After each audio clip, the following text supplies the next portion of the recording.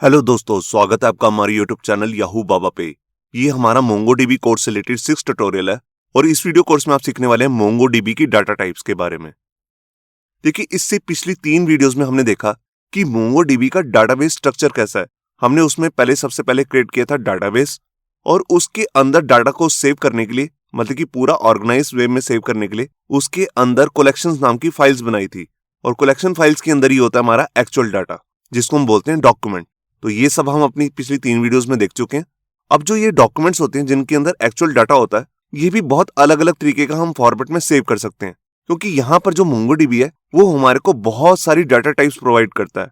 Data type से मेरा मतलब है कि किस किस फॉर्मेट का डाटा हम यहाँ पर सेव कर सकते हैं। तो आइए उसको समझते हैं। देखिए, मोंगोडीबी के अंदर यहाँ पर ये अलग अलग बहुत सारी तरीके की डाटा टाइप्स आती हैं, जैसे कि आप यहाँ पे देख रहे हैं। इनका मैं आपको एक एग्जाम्पल भी दिखाता हूँ और उसी के बाद मैं इसको समझाऊंगा। ये देखिए, मान लेते हैं ये एक यूजर का डाटा है जिसके अंदर अलग अलग फॉर्मेट का डाटा यहाँ सेव हुआ है। ये डाटा बेसिकली उसी फॉर्मेट का है जिस टाइप की यहाँ पर डाटा टाइप्स डिफाइन की हुई हैं। तो मैं आपको समझाता हूँ। सबसे पहले है यहाँ पर अंडरस्कोर आईडी, जिसके अंदर एक आईडी यहाँ पर आ रहा है। जैसे कि हम अपनी पिछली वीडियो में देख चुके हैं, जब भी हम एक नया डाटा ऐड करते हैं अपने डाटाबेस के अंदर, तो वो ऑटोमेटिकली हमारे को एक आईडी जनरेट करके देता है। मतलब कि हर डॉक्यूमेंट की एक यूनिक आईडी होती है। इसकी डाटा टाइप है यहाँ पर ऑब्जेक्ट आईडी, जैसे कि आप यहाँ पे देख रहे हैं। इसके बाद नेम नाम की एक की है, उसके अंदर डबल कोट्स के अंदर कोई एक वैल्यू आ रही है। अगर कोई भी हम यहाँ पर स्ट्रिंग वैल्यू दे रहे हैं, चाहे वो न्यूमेरिक वैल्यू क्यों ना हो, और अगर वो डबल कोट्स के अंदर आ जाती है, सिंगल कोट्स के अंदर, तब वो बन जाती है स्ट्रिंग। और जैसे कि आप अगली यहाँ पर की देख रहे हैं एज नाम की, जिसके अंदर एक न्यूमेरिक वैल्यू आ रही है और वो भी विदाउट कोट्स, तब ये बन जाती है इंटीजर। अब जो मोंगोडीबी यहाँ पर 2 तरीके के इंटीजर देता है, 32 बिट इंटीजर, 64 बिट इंटीजर। इन दोनों में डिफरेंस क्या होता है और इनका मतलब क्या है, ये हम आगे अभी इसी वीडियो में सीखने वाले हैं। इसके बाद है यहाँ पर एक की मैरिड, जिसके अंदर विदाउट कोट्स एक वैल्यू आ रही है फॉल्स। अगर यहाँ पर सिर्फ 2 ही वैल्यूज आ रही हैं, ट्रू या फॉल्स, तब इसकी डाटा टाइप बन जाती है बुलियन, जैसे कि आप यहाँ पे देख रहे हैं। बस आपको ये ध्यान रखना है कि ये आपको विदाउट कोट्स यहाँ पे लिखना, फॉल्स या ट्रू। इसके बाद है डीओबी। डीओबी मतलब डेट ऑफ बर्थ। अब यहाँ पर जो डेट सेव करने का तरीका होता है, उसके लिए हम फंक्शन यूज करते हैं आईएसओ डेट। ये मोंगोडीबी का ही फंक्शन है और इसके अंदर ये डेट का फॉर्मेट आता है विद टाइम। इसको भी अभी मैं आपको समझाऊंगा। तो इसकी भी डाटा टाइप यहाँ पे आ रही है डेट। इसके बाद जैसे आप देख रहे हैं वेट है, यहाँ पर एक फ्रैक्शन न्यूमेरिक वैल्यू आ रही है, जैसे कि आप देख रहे हैं बीच में डॉट भी लगा हुआ। तो इसकी डाटा टाइप बन जाती है डबल। डबल का मतलब ही है यहाँ पर फ्लोटिंग वैल्यू, मतलब कि डॉट्स के साथ वैल्यू। इसके बाद जैसे एक की है किड्स, इसमें आ रही है वैल्यू नल। तो नल भी एक डाटा टाइप है यहाँ पे, जिसका मतलब है इसके अंदर कोई भी वैल्यू नहीं है। फिर एक की है हॉबीज, जिसके अंदर मल्टीपल वैल्यूज हो सकती हैं। तो मल्टीपल वैल्यूज जब भी हमें डालनी हो, तब हम यहाँ पर स्क्वायर ब्रैकेट्स लेते हैं, जिसको बेसिकली बोला जाता है एरे। एरे का मतलब ये होता है कि हम इसके अंदर मल्टीपल वैल्यूज डाल रहे हैं। अब जैसे देखिए, दोनों स्ट्रिंग वैल्यूज हैं, दोनों ही डबल कोट्स में आ रही हैं। इसके बाद एक लास्ट की है यहाँ पर एड्रेस। अब एड्रेस के अंदर भी हमने करली ब्रेसेस लगाई है। तो इसका मतलब है कि इसके अंदर हमने ऑब्जेक्ट पास कर दिया। जैसे जावास्क्रिप्ट का ऑब्जेक्ट होता है, उसमें की होती है और उसकी एक वैल्यू, बिल्कुल वैसी यहाँ पर जो कीज है, इसको आप कोट्स में रख भी सकते हो, जैसे मैंने डबल कोट्स में रखा है, या इसको विदाउट कोट्स भी आप यहाँ पे रख सकते हो। अब इसके अंदर भी अलग अलग डाटा टाइप्स की वैल्यू हम सेव कर सकते हैं, जैसे कि आप यहाँ पे देख रहे हैं। तो ये बन गया हमारा ऑब्जेक्ट। ऑब्जेक्ट के अंदर अलग अलग डाटा टाइप्स की वैल्यू हम सेव कर सकते हैं, मगर एरे में हम क्या करते हैं, एक ही डाटा टाइप की वैल्यूज होती हैं। जैसे 2 वैल्यूज आ रही हैं, दोनों की डाटा टाइप सेम है, स्ट्रिंग। तो ये थी वो सारी डाटा टाइप्स जो मैक्सिमम 99.9% यूज होती हैं हर प्रोजेक्ट के अंदर। यहाँ पर 2 डाटा टाइप्स ऐसी भी हैं, जैसे रेगुलर एक्सप्रेशन और टाइम स्टैम्प। इसके बारे में आपको थोड़ा सा बता देता हूँ। देखिए, ये है रेगुलर एक्सप्रेशन। रेगुलर एक्सप्रेशन एक तरीके का एक्सप्रेशन होता है जब हम डाटा पास करने वाले होते हैं, तो उसको चेकिंग करता है कि डाटा प्रॉपर है कि नहीं। मगर इस तरह की डाटा टाइप्स हम बेसिकली यूज नहीं करते हैं अपने इसमें, क्योंकि इसका एक्चुअल कोई यूज केस नहीं बनता। और अगर मैं इसको समझाना भी चाहूँ तो इसको 3-4 वीडियोस लगेंगी इसको समझाने के लिए। मैंने ऑलरेडी इस पे 3 वीडियोस बना के रखी हुई हैं पीएचपी कोर्स के अंदर, जिसका लिंक भी आपको ऊपर मिल जाएगा। यहाँ पे ऐसा नहीं है कि पीएचपी में बताइए तो यहाँ पर अलग होगी। आप किसी भी लैंग्वेज में रेगुलर एक्सप्रेशन लगाते हैं तो उनका फॉर्मेट बिल्कुल सेम ही रहता है हर लैंग्वेज में। इसके बाद जो हमारी डाटा टाइप है वो है टाइम स्टैम्प। देखिए, ये भी बिल्कुल डेट की तरह ही होती है, मगर डेट में क्या होता है, ये रीडेबल फॉर्म होता है, मतलब कि इसको हम पढ़ सकते हैं। मगर जहां पर जो टाइम स्टैम्प है वो काफी लेंथी एक न्यूमेरिक वैल्यू होती है सेकंड्स के अंदर, जिसी के अंदर ही यहाँ पर डेट भी डिफाइन होती है, उसका मंथ, ईयर, टाइम वगैरह सब कुछ सेट होता है, मगर वो नॉन रीडेबल होती है, उसको आसानी से समझा नहीं जा सकता। इसके बारे में मैंने डिटेल में जावास्क्रिप्ट कोर्स में बता रखा है, डेट और टाइम वाली वीडियो में, जिसका लिंक भी आपको ऊपर मिल जाएगा। अब यहाँ पर हम देखते हैं जो ये डेट है यहाँ पर ISO डेट, और इसके अंदर जो ये डेट पास हो रही है इसका क्या मतलब है। देखिए, जब भी आप MongoDB के अंदर कोई डेट सेव करना चाहते हैं तो उसके लिए यहाँ पर एक फॉर्मेट आता है, वो है कुछ इस तरह से। जैसे आपकी पहले यहाँ पर कोई की आ जाएगी, जैसे मैंने लिए DOB, डेट ऑफ बर्थ, आप यहाँ पे कुछ भी ले सकते हैं। इसके बाद आपको एक फंक्शन यूज करना होता है ISO डेट, जिसमें ISO के स्पेलिंग कैपिटल लेटर में रहेंगे, और उसके अंदर आप इस फॉर्मेट में डेट पास करेंगे। सबसे पहले आप यहाँ पर देंगे ईयर, सेंटर में मंथ, और लास्ट में डेट, जैसे 18 अक्टूबर 2024, ये एक डेट बना दी। इसके बाद यहां पर आता है टी का मतलब होता है यहां पर टाइम, कि इसके बाद जो वैल्यू आ रही है वो है टाइम की वैल्यू। जैसे यहां पर दिए शाम के 6 बजे 30 मिनट और 0 सेकेंड्स, तो शाम के 6:30 बज रहे, ये एक टाइम है। इसके बाद लास्ट में आता है जेड।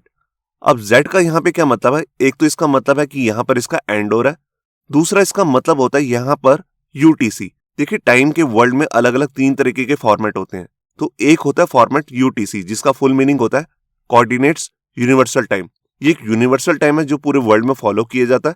इसके अलावा भी 2 अलग अलग फॉर्मेट होते हैं। देखिए, यहां पर आपको Z पास करना जरूरी नहीं है।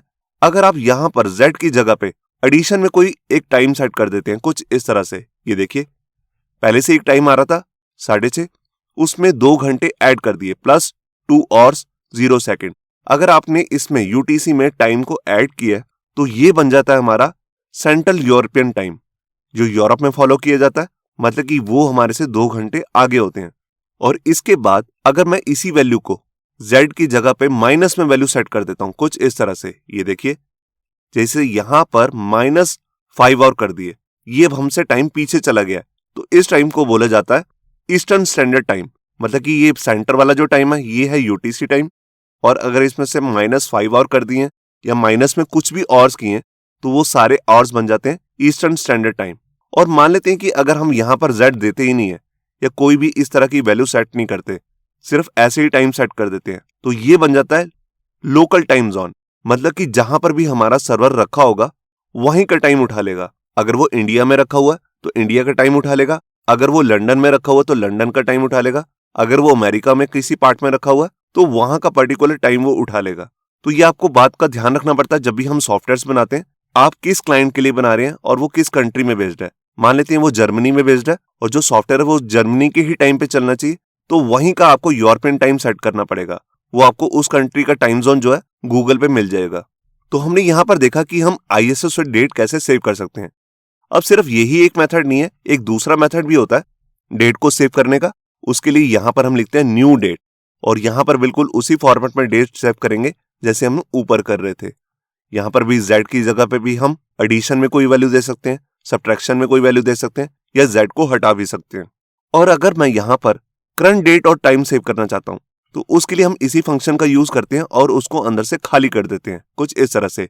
तो ये क्या करेगा, ये अभी का जो डेट और टाइम चल रहा होगा उसको सेव कर देगा MongoDB के अंदर।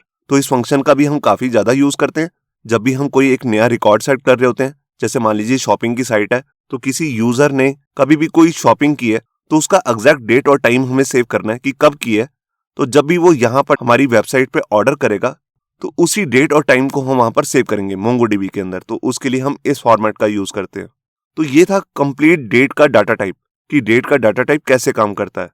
अब इसके बाद हम देखते हैं जो हमारे इंटीजर्स हैं। जैसे कि मैंने आपको बताया कि MongoDB के अंदर 2 तरीके की इंटीजर्स वैल्यू होती हैं, एक होती है 32 बिट इंटीजर और एक है 64 बिट इंटीजर। अब इन दोनों में बेसिकली डिफरेंस क्या होता है? देखिए, बेसिकली इनमें डिफरेंस होता है साइज का और मेमोरी की स्पेस को कंज्यूम करने का, कि कौन कितनी ज्यादा स्पेस लेता है हार्ड डिस्क में।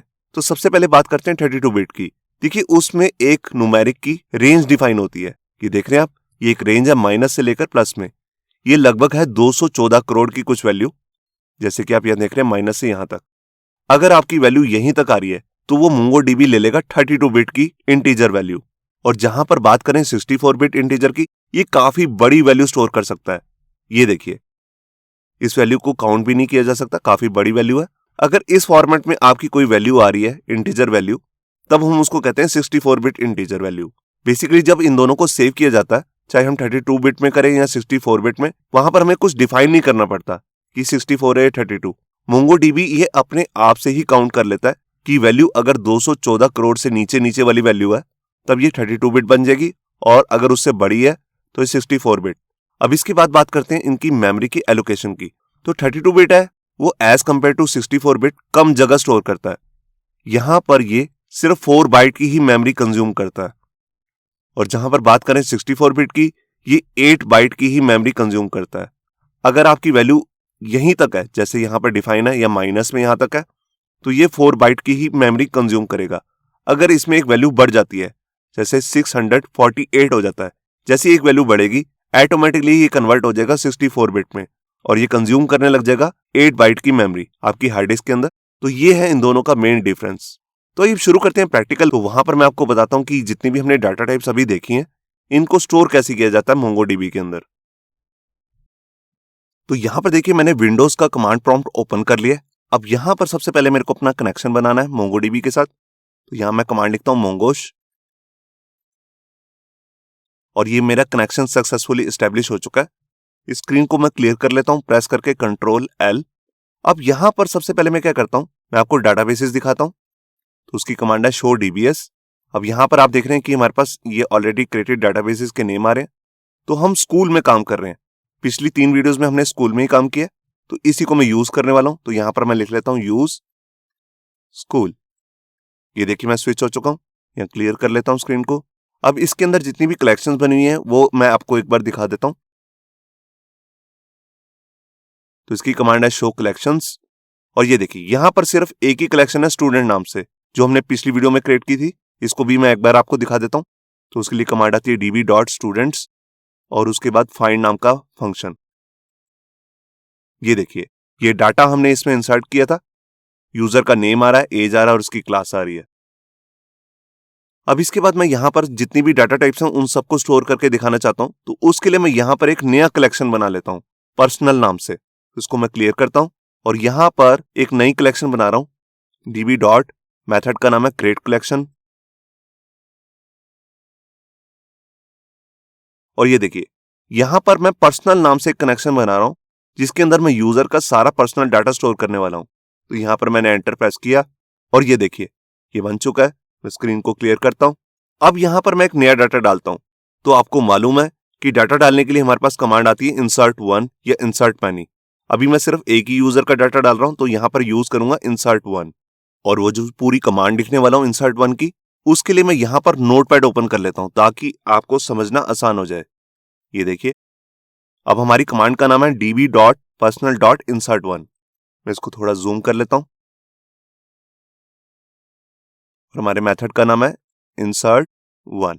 अब इसके अंदर अगर मुझे डाटा डालना है तो मेरे को सबसे पहले लेनी होती है करली ब्रेसेस। अब हमारे पास काफी ज्यादा डाटा है, इसलिए मैं यहां पर एंटर प्रेस कर लेता हूं, और यहां पर सबसे पहले की लेता हूं नेम। जो भी यूजर का नेम मुझे लेना है वो स्ट्रिंग उसकी डाटा टाइप होगी, तो इसलिए मैं यहां पर कोट्स लूंगा। तो इसका जैसे यूजर का नाम है याहू बाबा। इसके बाद मैं यहां पर एज ले लेता हूं, और एज न्यूमेरिक वैल्यू है तो उसको मैं विदाउट कोट्स लूंगा। देखिए जैसे मैं यहां लिख लेता हूं 25। देखिए अगर आपने यहां पर जो 25 है उसको डबल कोट्स के अंदर डाल देंगे इस तरह से, तब ये बन जाएगा स्ट्रिंग। आप इसकी फ्यूचर में जाकर कोई कैलकुलेशन नहीं कर सकते। तो इसके लिए मैं इसको विदाउट कोट्स देता हूं। ये देखिए इसके बाद दोबारा से कोमा, और यहां पर अब मैं तीसरी की ले रहा हूं मैरिड, और यहां पर इसकी वैल्यू बुलियन वैल्यू देता हूं फॉल्स।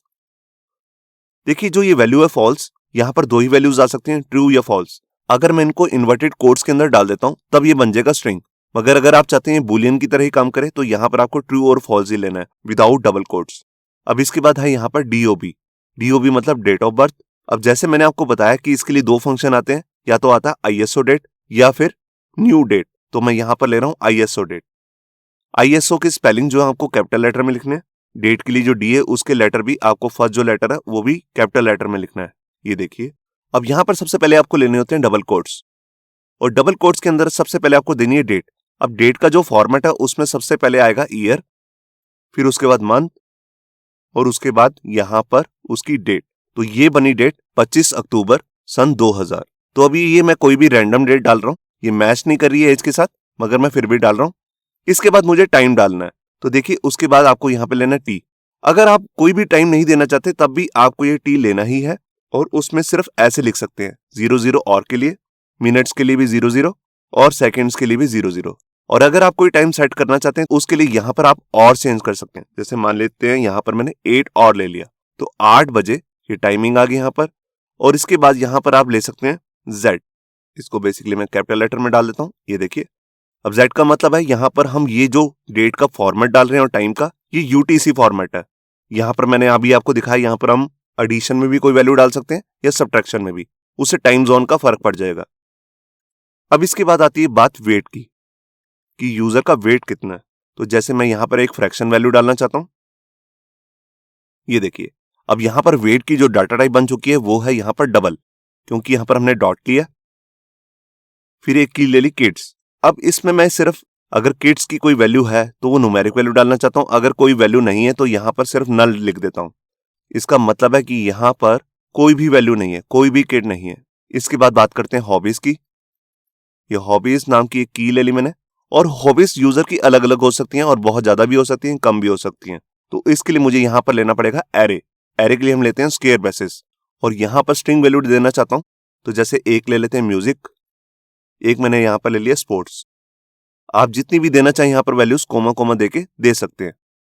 अब यहाँ पर हम एक लास्ट डाटा टाइप ले रहे हैं, उसके लिए मैं की ले रहा हूं एड्रेस, और इसकी डाटा टाइप जो रहेगी वो रहेगी ऑब्जेक्ट। तो ऑब्जेक्ट जब भी हमने बनाना होता है तो यहाँ पर हम लेते हैं करली ब्रेसेस।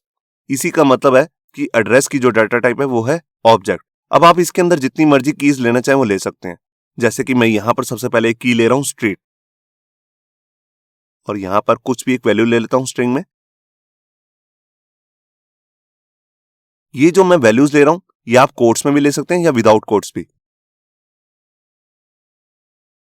ये मैंने ले लिया सिटी, और यहां पर कोई भी एक रैंडम नंबर ले लेता हूं जिप कोड के लिए। ये देखिए ये बन गया हमारा ऑब्जेक्ट। तो यहां पर मैंने लगभग वो सारी डाटा टाइप्स ले ली हैं जिनका बेसिकली बहुत ज्यादा यूज होता है। तो इसको मैं सारे को कॉपी कर लेता हूं, और यहां पर आऊंगा, यहां पर मुझे राइट क्लिक करना है पेस्ट करने के लिए। ये सारा डाटा अपने आप आ जाएगा। अब यहां पर मैं एंटर प्रेस करता हूं, और ये देखिए यहां पर आ गया एक्नॉलेज ट्रू, जिसका मतलब है कि हमारा डाटा सक्सेसफुली सेव हो चुका है, और यहां पर इसने रिटर्न किया उसका एक यूनिक आईडी। तो यहां पर मैं क्लियर करता हूं, और अगर मैं देखना चाहता हूं तो हमारे पास कमांड आती है db.student.find। तो स्टूडेंट्स की जगह पे हमारे कलेक्शन का नाम चेंज हो चुका है, उसका नाम है पर्सनल।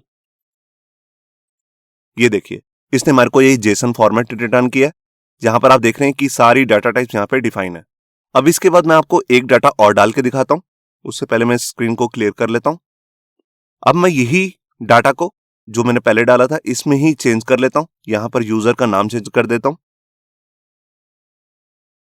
ए चेंज कर देता हूं, यहां पर लिख देता हूं ट्रू, यहां पर वेट भी चेंज कर देता हूं, यहां किड्स की वैल्यू नल की जगह रख देता हूं 2, यहां पर लिख देता हूं ट्रैवल, बुक्स, यहां पर देखिए हॉबीज मैंने बढ़ा दी हैं, यहां पर एड्रेस चेंज कर देता हूं कुछ भी, यहां पर सिटी भी चेंज कर देते हैं। तो देखिए मैंने लगभग सारी वैल्यू चेंज कर दी हैं, डीओबी रह गया, यहां पर डीओबी की वैल्यू भी चेंज कर देता हूं। ये देखिए, तो इसको मैं कॉपी करता हूं, यहां पर आकर राइट क्लिक, ये मेरा पूरा डाटा आ रहा है आपको। ये मैंने नोटपैड में सबसे पहले इसलिए क्रिएट किया था क्योंकि यहां पर हम इस तरह से एंटर नहीं लगा सकते, तो इसको समझना आसान हो जाता है अगर आपने नोटपैड में लिखा है और यहां पर आप सीधा पेस्ट कर रहे हैं। तो यहां पर मैं एंटर करता हूं, और ये देखिए मेरा ये डाटा भी ऐड हो चुका है। अब मैं स्क्रीन को क्लियर करके अपनी फाइंड की कमांड चलाता हूं db.personal.find, और ये देखिए यहां पर ये दोनों डाटा आ चुके हैं। पहला है यूजर याहू बाबा, दूसरा यूजर है यहां पर अक्षय कुमार। तो आपने देखा कि किस तरह से मोंगोडीबी जो है वो हमारे को अलग अलग डाटा टाइप्स प्रोवाइड करता है। हम किस तरह से कॉम्प्लेक्स डाटा इसमें सेव कर सकते हैं। इतनी ज्यादा फैसिलिटीज जो सीक्वल बेस्ड डाटाबेसेस होते हैं जैसे माई सीक्वल और एक्ल वगैरह उनमें नहीं होती है। वहां पर हम इस तरह से कॉम्प्लेक्स डाटा सेव नहीं कर सकते हैं। यहां पर मैं एक चीज और भी बताना चाहता हूं, जैसे डीओबी आ रहा है, हम यहां पर ये मेथड से ही इसको सेव कर रहे हैं। अगर आप सोचें यहां पर मैं कुछ इस तरह से सेव कर देता हूं, ये देखिए सिर्फ डेट, इस तरह से। तो देखिए आप इस तरह से भी डेट को सेव कर सकते हैं, मगर इसमें यहां पर एक डिसएडवांटेज है। मोंगोडीबी के अंदर डेट को सर्च करने से रिलेटेड बहुत सारे फंक्शंस हैं जो हम आगे आने वाली वीडियोस में देखेंगे। उनको आप इस तरह स्ट्रिंग पे अप्लाई नहीं कर सकते। अगर आपने यहां पर ये ISO डेट की हेल्प से ही डेट को सेव किया है, तभी आप उन डेट्स फंक्शन का यूज कर सकते हैं। तो मैं यहां पर आपको सजेशन दे रहा हूं कि जब भी आप किसी भी तरीके की डेट सेव कर रहे हैं तो यहां पर आप ISO डेट मेथड का ही यूज करें, या फिर एक दूसरा मेथड है जिसका नाम है न्यू डेट, उसको भी आप यहां पे यूज कर सकते हैं। मैं आपको यहां पर एक करंट डेट का भी एग्जांपल दे देता हूं। तो उसके लिए मैं यहां पर अपना दूसरा मेथड यूज करता हूं, न्यू डेट, और इसको खाली छोड़ देता हूं। अब ये मेथड क्या करेगा, अगर इसके अंदर कोई भी डेट स्पेसिफाई नहीं की है तब ये अभी का करंट डेट और टाइम ले लेगा। यहां पर मैं यूजर का नाम चेंज कर देता हूं, मोहन कुमार, और कुछ भी चेंज नहीं किया, तो मैं इसको कंट्रोल A करके सिलेक्ट कर लेता हूं। यहां क्लियर करता हूं स्क्रीन को और यहां पर राइट क्लिक करके इसे पेस्ट कर लेता हूं। ये देखिए मोहन कुमार, यहां पर आप डेट देख रहे हैं कि डेट अब मैं दूसरे फॉर्मेट में सेव कर रहा हूं और ये डेट भी सेव हो चुकी है। मैं यहां पर आपको एक बार शो कर देता हूं।